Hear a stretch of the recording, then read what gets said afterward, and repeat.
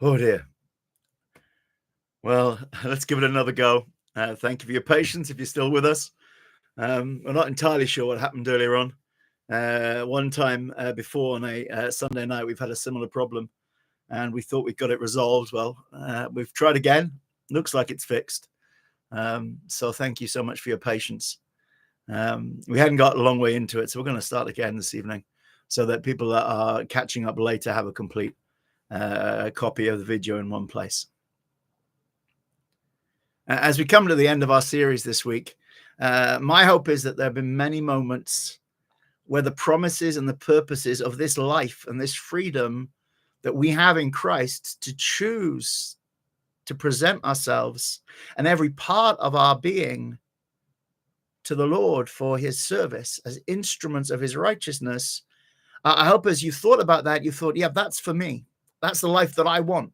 That's what I want to do. That's the choice. And as we talked about becoming his bondservants, about how his divine power has given us everything that we can take to ourselves, his divine nature, those things that were part of the necessary qualities of a bondservant of God that were only in Christ until he in turn made them available to us, and how they are fitted for us. As you began to think about the fact that there are aspects of God's nature that are fitted out for you, I hope you got excited, and I hope you thought, yes, that's my choice. That's my desire. That's what I'm going to delight in. That's what I want my life to be about. But just in case, this last session tonight, we're going to talk about the case for becoming a bondservant. You see, I can't emphasize it enough. It is not an obligation. We are not under obligation. Those that the Son makes free are completely free.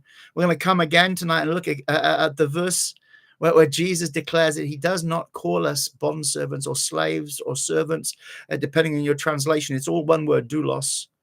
But he calls us friends, partners in the enterprise. But before we get there, a little bit of an illustration from my own life, if you'll bear with me. Growing up, the only thing I was really any good at, and the only thing that I really was passionate about doing, was playing music. Specifically, I'm a violinist.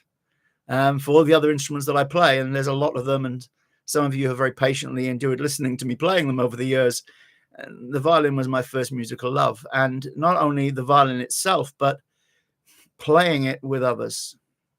There is something about the experience of playing in an orchestra, particularly as you get older and you improve playing in orchestras that really can play the notes, that is like no other experience on earth. And because I do play more than one instrument, and because I started playing in orchestras at a very young age, where they tucked me away at the very back of a section.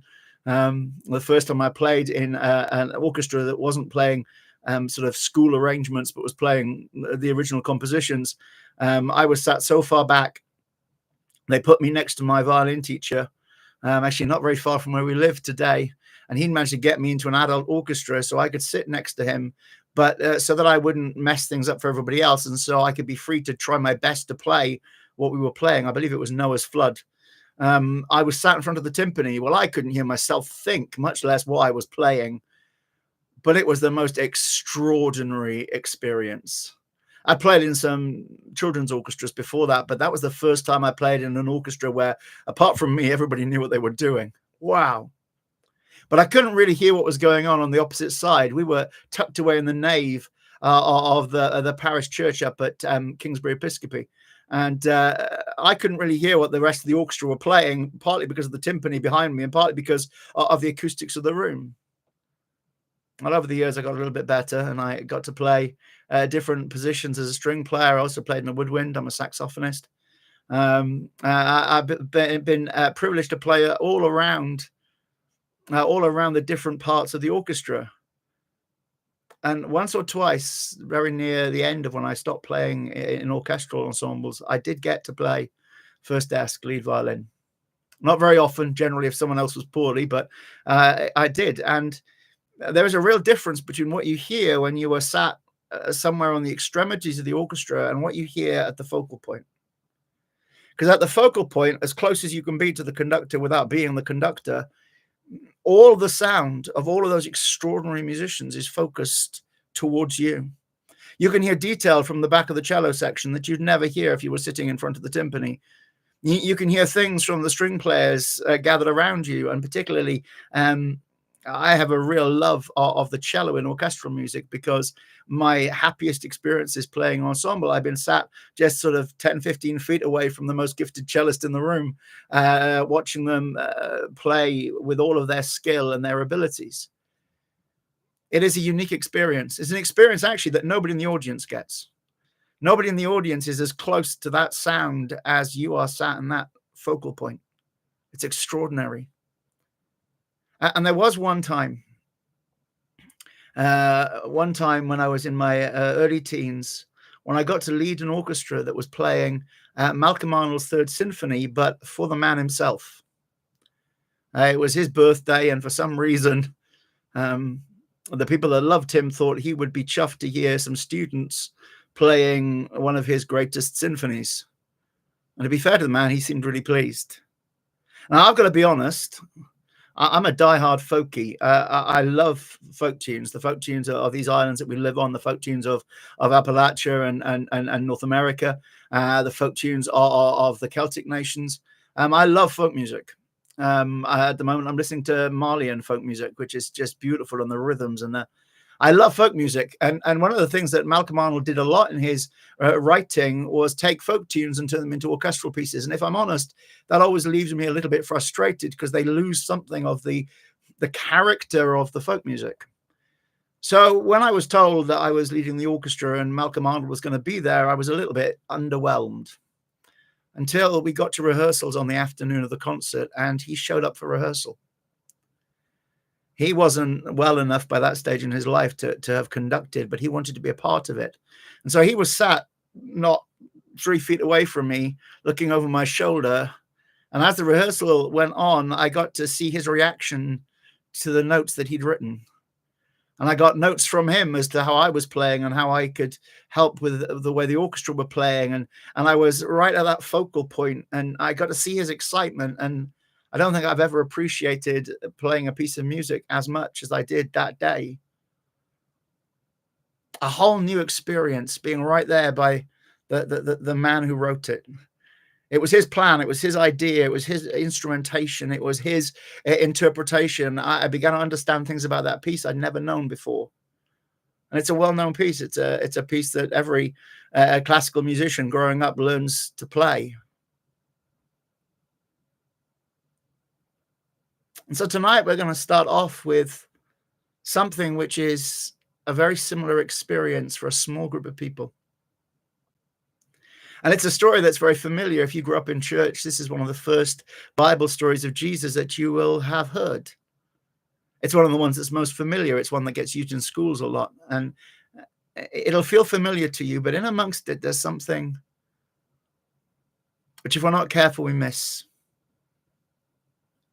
And as we read this account from John's Gospel, and it's John 2, it's the wedding at Cana, I want you to think about my experience and how it was transformed from that first time when I was just a kid sitting right in front of the timpani to that occasion where I got to sit between the conductor and the composer, right at the focus point of what that orchestra was doing.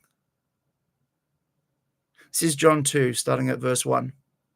On the third day, there was a wedding in Cana of Galilee, and the mother of Jesus was there. Now both Jesus and his disciples were invited to the wedding.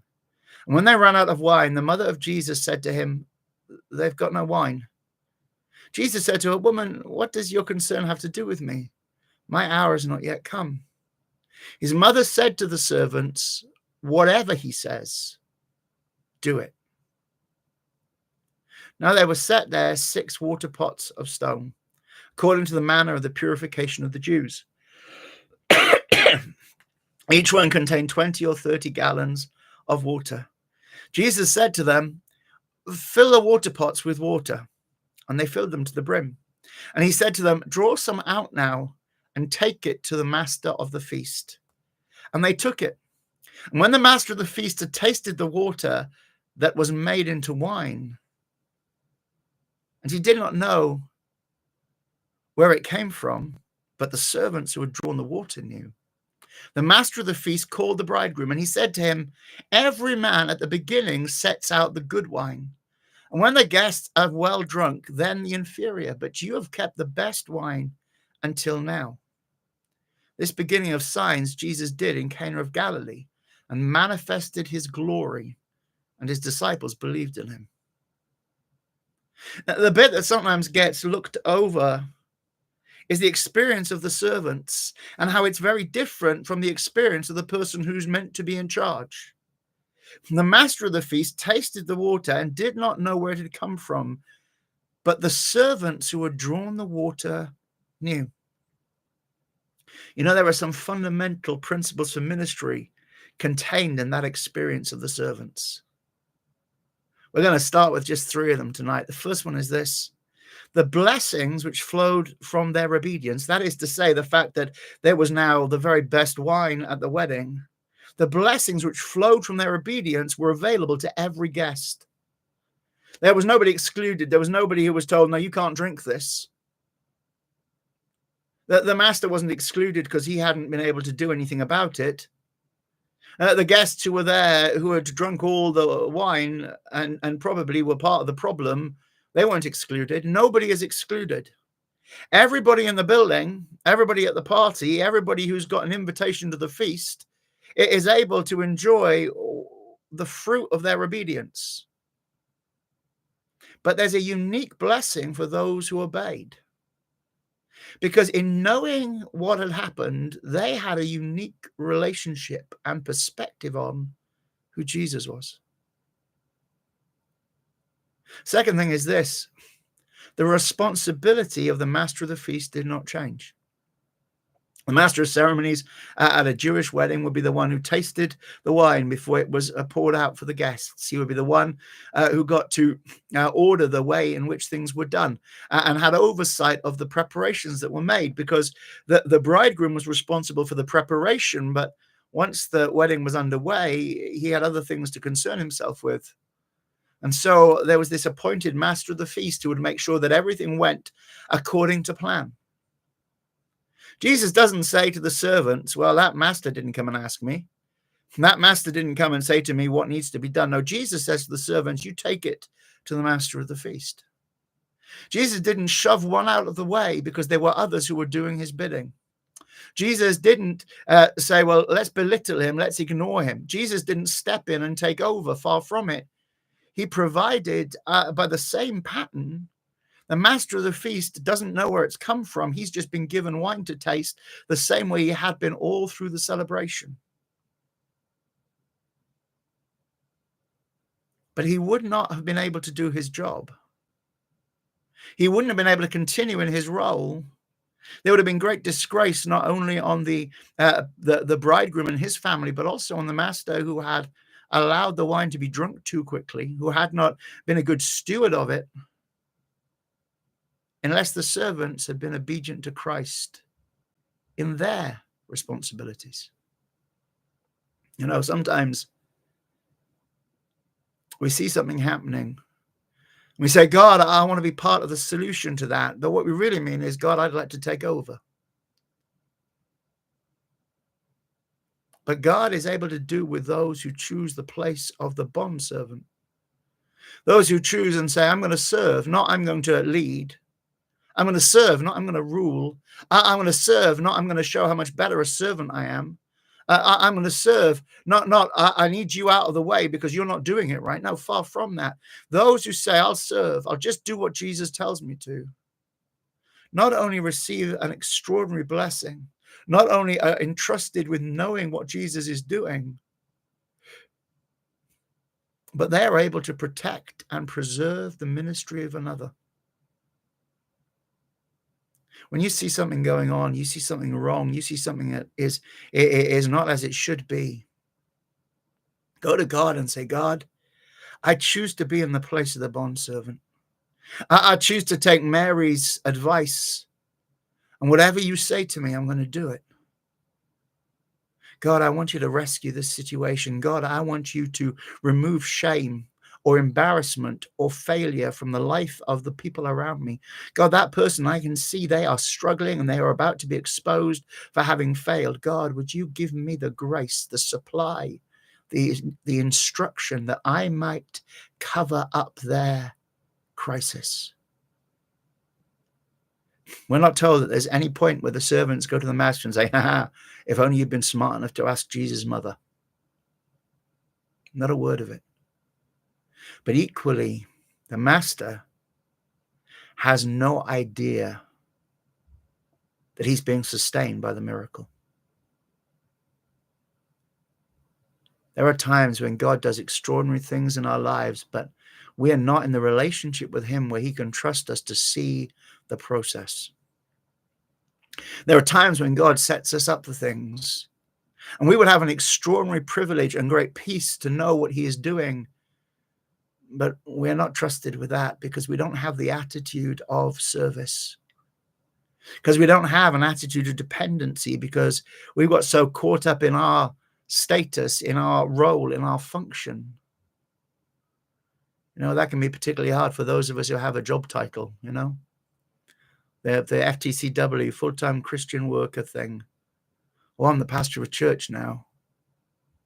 I mustn't let people know that I have to go out of my way to go find ministry, that I seek people to be in fellowship with, that I look for accountability, because that will make it look like I'm weak. Excuse me a second.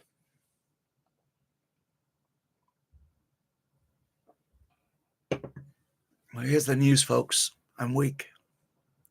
Here's the news, folks. It's not my glory or my power that anybody needs. It's not my wisdom. It's not my strength. They are incapable. They are not up to the task. They are not adequate, and they don't come free from baggage and all sorts of issues of their own. No. If I just do what he says, you can receive something from him that is of the quality of his life and the quality of his wisdom and the quality of his power.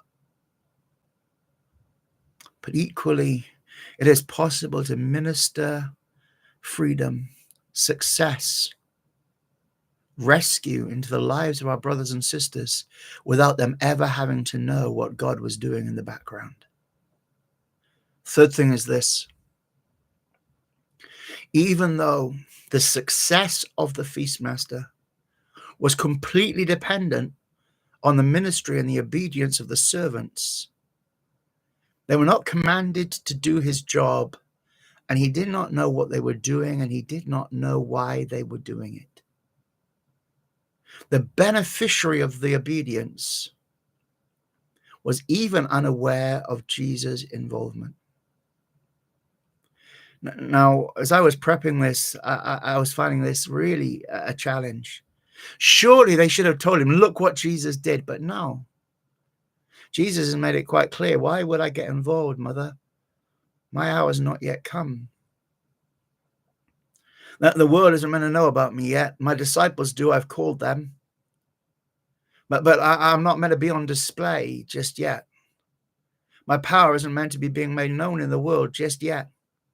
There is a perfect timing for everything in the will of God. And sometimes when God gives us grace to meet someone's need, to work in their situation, if we're not careful, we add to that extraordinary privilege, to that great gift, and to the instructions he gives us.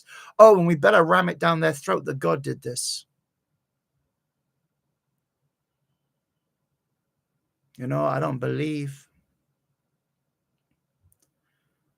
that it is necessary for us to speak unless God gives us words to speak. I don't believe it's necessary for us to complete the knowledge of others unless God sends us with a word that they'll be able to receive and understand. Sometimes we need to speak freedom without telling everybody what it is that person is being released from. Sometimes we need to speak hope without telling everybody around what crisis it is they need to see an end to. God doesn't send us to make people ashamed. He doesn't send us to expose their past. Indeed, the gospel preached by the Spirit of God delivers people out of all unrighteousness. It makes them new, and God requires that we forget that which is past.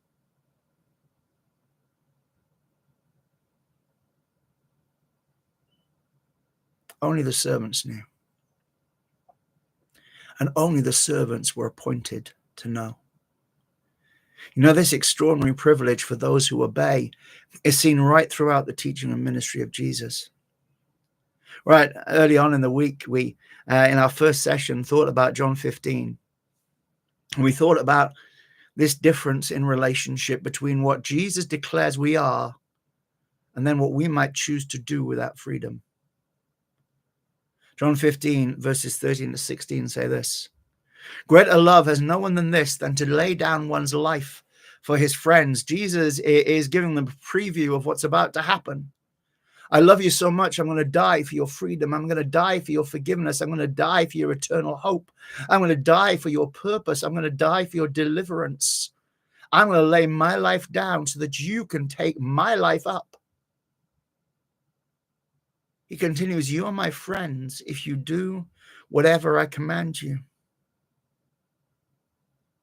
No longer do I call you servants, for a servant does not know what their master is doing, but I have called you friends, for all things that I heard from my Father I have made known to you.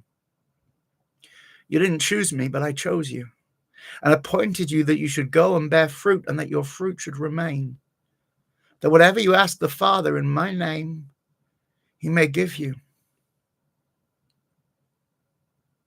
You are my friends if you do whatever I command you." Now, over the years, that has always struck me as strange, because I've heard religious folks say, see, it's all about, do you do what he commands or not? See, you're still under command. You're still being demanded. It's an irresistible force. Well, just as he calls us friends, so we are not slaves anymore. So also, he doesn't use the language here of obligation. He uses the language of invitation. There's no coercion in it. Let me show it to you. "You are my friends if you do." That's from poio. Poio is the word, really, it often gets translated as to create. It means to make, to form, to produce, or to complete something. It means to take an idea and bring it into being. It means to be the originator of something. He says, "You're my friends if you make, you form, you produce, or you complete whatever we translate it as command you, but entelomai is about assigning responsibility. It's about charging somebody else with a precious task. It's about starting something, but giving it to someone else and saying, could you finish that for me, please? You are my friends if you make, if you form, if you produce, if you complete what I place into your responsibility. I'm going to give you care, says Jesus, care of my kingdom message, care of the gospel of peace, care of the building of the church, care of one another. I'm going to give you care of something I'm going to start. And by my spirit in you, you're going to be enabled to complete it. You're my friends. That is to say, you have been included in the group of those that I die for, if you choose to take that responsibility. Of all the processes and all the pathways which Jesus identifies in his teaching and ministry as being access points into his salvation, this is perhaps the most overlooked. There's a lot. To one, go sin no more. Well, being sinless, that's access to salvation. To another, neither do I condemn you. Go sin no more. Then neither do I condemn you sets them free from condemnation. That's salvation. Whoever calls on the name of the Lord shall be saved. Call on the name of Jesus, there's salvation. Believe that he is in the Father and the Father is in him. That's access to salvation. Believe him only for the work's sake. That's access to salvation. And here we have it laid out. How do you get to be one of the friends for whom he died? Well, this is another pathway, another access point, another opening. See, obedience isn't what saves you. I'll say that again. Obedience isn't what saves you. Salvation is by grace. It's not of works. We got nothing to boast in. It's not anything we do. We can't accumulate credit. We can't even enter into the pathway of obedience. We can't start to do his will because we are bound in sin. We're incapable of it. We don't know it. We can't understand it. And there is a great gulf between us and God. Jesus has to break down that barrier, remove that gulf, take away the separation, reconcile us to God, take away the consequences of our failures and our guilt and our shame. And he has done it all. It's all in him. It's of him and it's by him. It's for him and it's through him. We have no part to play in making it happen. Obedience isn't what saves you, but the choice to take up the responsibilities, the opportunities which Jesus has committed to your care changes your relationship from that of slave to friend. If we were to read on in John, slaves don't abide, but children abide forever. The friends of God, the partners in the enterprise, those who have become part of the great business of God and kids, have access to the community of his friends by obedience. And he laid down his life for those who make that choice. We're only at liberty to make that choice because of grace, because of faith, because of what he has done for us. But nevertheless, we are at liberty to make that choice. One of the most concerning things that I ever hear from among those that I fellowship with, and those that I've known for years, some of them, who are just seeking to be a part of the kingdom of God, is when they say something along the lines of not having a clue about what God is doing. I don't really know what he wants from me now. I don't know what I'm supposed to do next. I don't know what God's plan is in my life. His friends are those who know everything he has heard from the Father. That doesn't mean that they know everything the Father ever said. What it means is they know everything the Father has spoken about them so far. So they know his plan and they know what he's about, and they know whether they're having to wait or to work. They know whether they're having to stay or to go. They know whether or not they can have peace about their circumstances, or whether they should be actively using what he's supplied to transform them. They know in the moment, do I speak or don't I speak? They know in the moment, do I pray or do I just wish them well and go my way? They know in the moment what he desires for them, because he tells them what the Father is saying. And by his Spirit, he leads them into the truth, not just the truth about him, but the truth about them. There are those who still associate service with slavery. Well, I don't understand, but I'm going to have to do. Well, I don't like it, but I'm under obligation. And yet those who have the mindset of slaves have yet to experience the freedom of the friends of God, and they certainly have not yet taken to themselves those parts which form the bondservants of God. You see, when we take those parts to ourselves, just as he took humanity that had been fitted for him, the body prepared, so also now God has provided for us by his divine power everything for life and godliness. And it says that we should add to our faith. That's where it starts. Faith, which is a gift from God. It starts there. We should add to our faith virtue, that is goodness. And on goes the list. I'm not going to go through the whole list in Peter's epistle again, but what we're doing is we're building a bondservant. Because there's only ever been one kind of bondservant. It's the bondservant that conforms to the pattern, the likeness, the equipping, the attitude, the mind of Christ. And that is not a mind of slavery. He didn't consider equality with God something he had to snatch for, because he was equal with God. And when he took to himself the form of the bondservant, he was now fully God, fully man, fully equipped with a divine nature, fully able to live our human experience. And then with all of that, he chooses obedience. Years ago, when I was a student, I had a couple of really good friends who loved skydiving. And because I had a car, and they needed to get to a nearby airbase, which was the closest place, the airfield, where we could take them. They'd be able to skydive. So I used to drive them down there, and there was a great clubhouse. And so you go down, and I would have lunch in the clubhouse and then sit in the windows and watch as the planes went up, and then eventually see them as they all came down and landed on the airfield. Well, there's one particular occasion, a dear friend of mine called Jim wanted to come and see what it was like.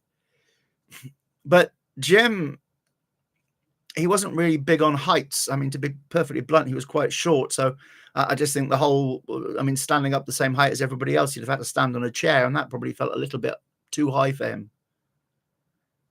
Very brave in other ways, worked as a lifeguard for many years, but when it came to jumping off stuff or standing on anything that was high, I don't like heights. He really made me seem like I was some sort of rock climber. But he knew it was funny. And so we took him for the afternoon because I had a spare seat in the car. And when they were coming back in, the first thing he said to everybody that he'd met who had jumped was, "Who pushed you out that plane? You tell me where they are. I'll sort them out for you." You see, it was sort of funny, but he was making a joke based on the fact that you'd have had to shove him out the plane. There was no chance that he was going to do that voluntarily, and it just seemed completely strange to him that anybody would jump out of a perfectly good plane and rely on what was a glorified bed sheet to stop them from crashing to a terrible disaster. You know, that's a principle that we see being outworked in the contrast between the experience of Jesus' disciples and that of the crowds who followed him. There are people for whom it is inconceivable that you would do these things voluntarily. They just don't get it. They don't get that you would love God and that you would delight to do his will. They don't get that when you see what he's calling you to, you trust him. You trust him. You trust him with your future, with your life. They don't get that you wouldn't try and make your own way in the world. And so not only do they start off by not getting it, but they're not party to what's going on. They're not hearing what you're hearing. They're not receiving what the bondservants of God, what those who choose that life of surrender, who put themselves, all that they are and all that they have accumulated from his hand, they place it into the Father's hand and say, "Use me as an instrument of your righteousness." In Matthew 13, the disciples are asking Jesus about the contrast between their experience and the experience of those who are following. This is in Matthew 13, starting at verse 10. So the disciples came and said to him, "Why do you speak to them in parables?" He answered and said to them, "Because it has been given to you to know the mysteries of the kingdom of heaven, but to them it has not been given. For whoever has, to him more will be given, and he will have an abundance, but whoever does not have, even what he has will be taken away from him." What Jesus is saying is you've been given this privilege of knowing the life. That's the mysterion, the secrets, the strategies, the patterns of behavior of the life of the kingdom. Because you're in the kingdom. Because you surrendered who you were to the king. You've received my life. You've received my purpose. You've received the welcome into the family of the Father. You're a beloved child of God. So we're telling you what's going on. We're telling you what we're doing. We're telling you what we're planning. We're teaching you how to live now that you have the nature of the bondservant. But they don't. They don't. They're not in the family yet. Now, if they join the family, absolutely. If they put their trust in me, if they decide they want to be friends of God, well, then they'll get to share in what you get to share in. It's not an exclusive club in terms of access. It's whosoever will can join, can come, can be a part of it. But until they do, they're just going to get more and more bewildered, watching you do things which are counter their culture, counter their understanding, which don't look to them like anything they understand from religion or from the systems of this world. They're going to be bewildered.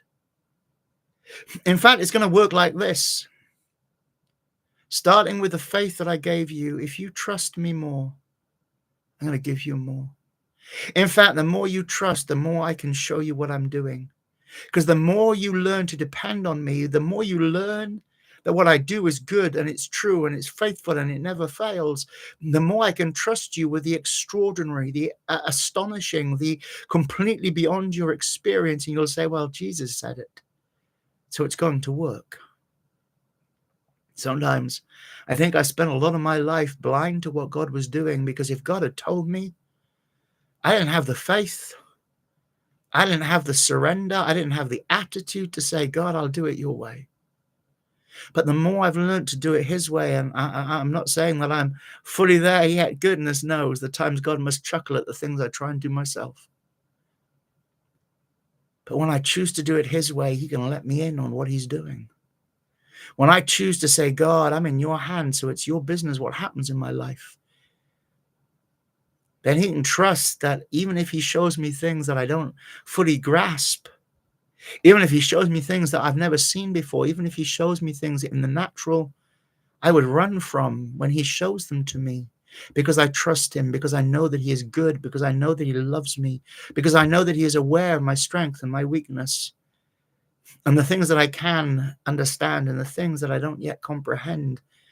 He is good and he loves and he cares, and so he can show me. Why do they get parables? Because they're not in yet, says Jesus. But for those who are following, those who are serving, those who have chosen to be my friends, those who are partners, those who have the nature of the bondservant and have humbled themselves to be obedient, to those people I can show all of the mysteries of the kingdom, all of the patterns of living, all the ways that I do what I do. We're going to finish off with the example of the Corinthians. I sometimes think the Corinthians get a bit of stick. They get a bit of a hard time because everybody wants to talk about, well, it seems a little chaotic when they all got together, as though that's not a problem that is a delight to have when you have so many people gathering together, when you've got so much growth that it comes with a certain level of noise and delight. In a second, we've got a warning popped up. There we go.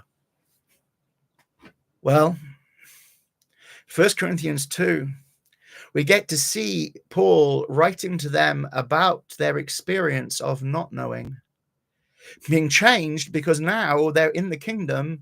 He's telling them what they previously did not know. He's speaking about the kingdom pattern for how you preach the gospel. That's what he's speaking about, and he's telling them from their own experience, from the things that he already did in their lives. 1 Corinthians 2 starts like this. And I, brothers and sisters, when I came to you, did not come with excellence of speech or of wisdom, declaring to you the testimony of God. And now he's going to speak about his first visit. For I determined not to know anything among you except Jesus Christ and him crucified. I was with you in weakness, in fear, in much trembling, and my speech and my preaching were not with persuasive words of human wisdom, but in demonstration of the Spirit and of power. You see, that's God doing what God can do when Paul does the limited thing God has given him to do. So that your faith should not be in the wisdom of men, but in the power of God. The thing is that when he first meets them, they don't yet know Jesus.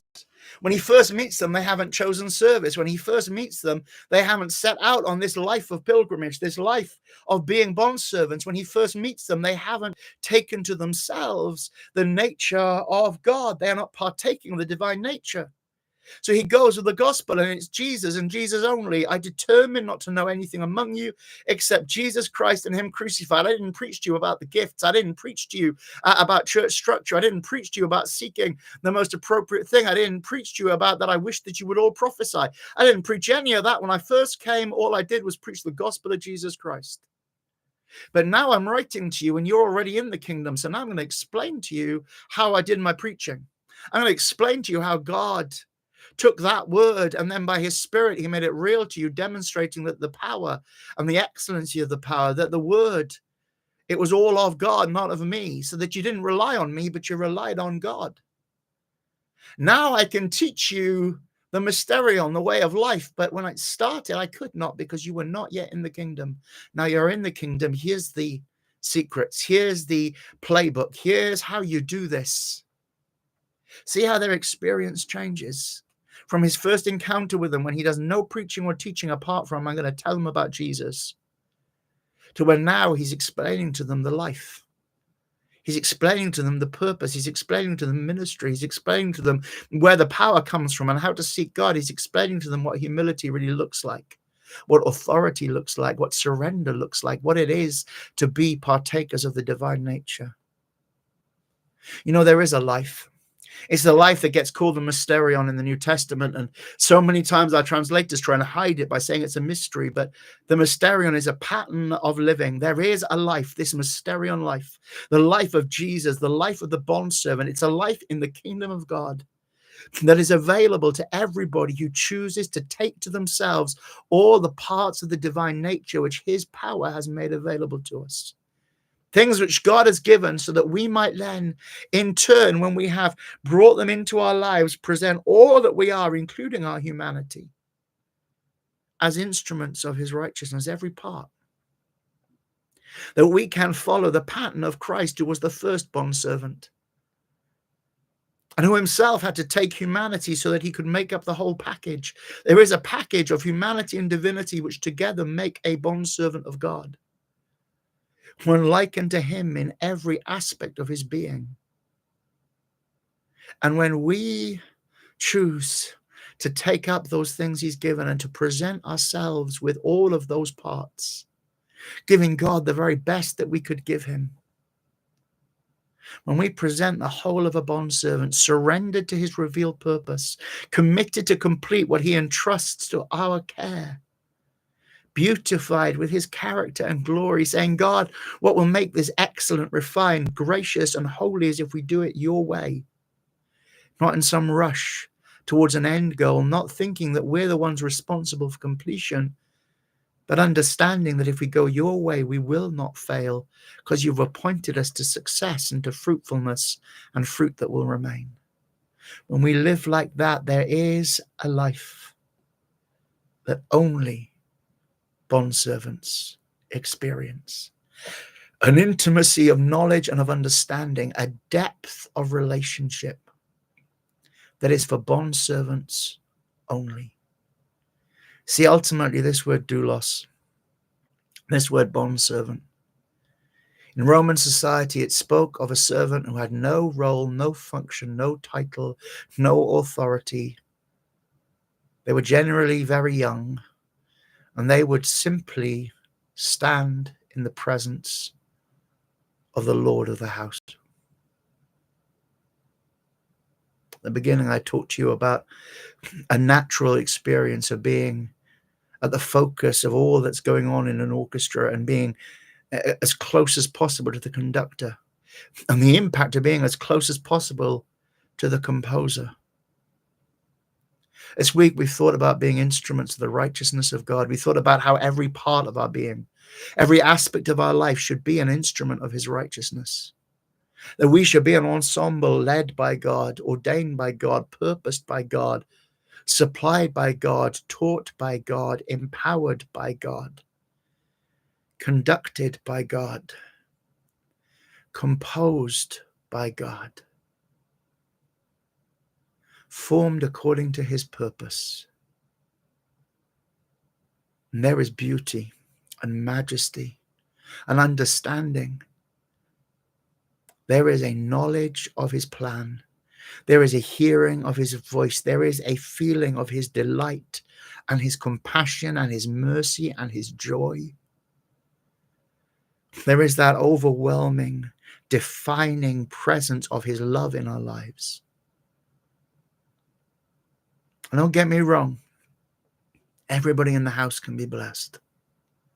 Don't get me wrong, he will provide for everybody that comes in. It's the kindness of God that leads us to repentance.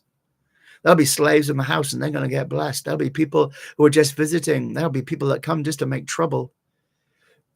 Wherever God sends us, we'll encounter all sorts of people. Who they are, where they are, what God calls them to, what point in their lives they're at, what place in their journey, what level of faith, what measure of experience. That's not our responsibility. But with the freedom that he has given us, with the life that he has given us, with the supply that he has given us, if we really love Jesus, we'll want to be like him. and we want to know what he's doing. And that is an experience that only bondservants receive. That's our thoughts for this week. I pray that they've been a blessing. I pray that whoever you are, no matter how long you've been around things that we would call church or Christianity, no matter what you may or may not have done in the past, no matter how many times you made this choice, that today your choice is, God, I want to choose to serve. I want to choose to be like Jesus. I want to surrender all that I am. And I want to beautify your name. I want to give, oh Lord God, all that I have to be to the praise of your glory. And Lord God, I want to know you. I want to know what you're doing. And I want to be so trustworthy, so reliable, so just manifestly with the nature of Christ, the first bondservant, that you can tell me every plan, every purpose, that you can show me the wonders of what you do, so that I can have that experience that only the bondservants know.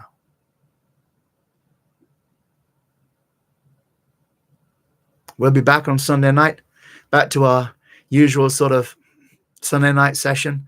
You can also get in contact with us and get involved with our Skype gatherings. One of the things that we are working towards at the moment is having a whole new kind of online presence in terms of one point of contact where you can get to everything that we do and you can see it and participate and be a part of that kind of online life that we have. Obviously, we're still praying as to the other things that God might have ahead of us. But watch this space. If there's things that you want to talk about, the details, they pop up below these videos. You can get in touch. If you just want us to pray, whatever it is that we are able to do, and we say that with this understanding, the good stuff, God has to do it. But whatever it is he leads us to do, we would be delighted to pray with you, to pray for you, or just to hear about the good things in your life. And if you ever want to talk through some of the things that we raise in these conversations and these studies, then we'd be happy to do that as well. The Lord bless you. I pray that you know his touch and his certainty in your life. And God willing, either we'll see you on Sunday night at 8 p.m. For our next live stream, or whenever it is. Obviously, if you've watched this on catch up, who knows what we'll be doing. But you can always find out where we are if you come to our socials, particularly the Facebook, or you go to our website and you click on, at the moment, People Under Development. The Lord bless you. Thank you so much for being with us this week. God bless.